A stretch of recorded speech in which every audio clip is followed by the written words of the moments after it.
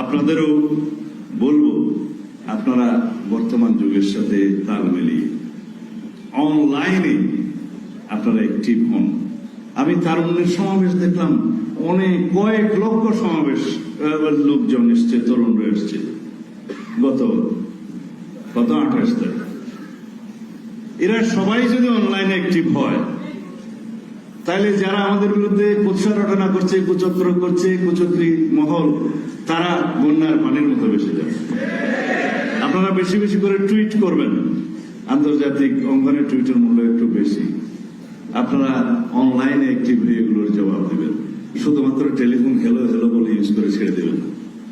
আজকালের জমানা হচ্ছে জ্ঞান ভিত্তিক এবং প্রযুক্তি ভিত্তিক জ্ঞান। আজকাল এগিয়ে যেতে হবে আমাদের প্রযুক্তি নির্ভর রাজনীতি এবং জ্ঞান ভিত্তিক রাজনীতির মধ্য দিয়ে।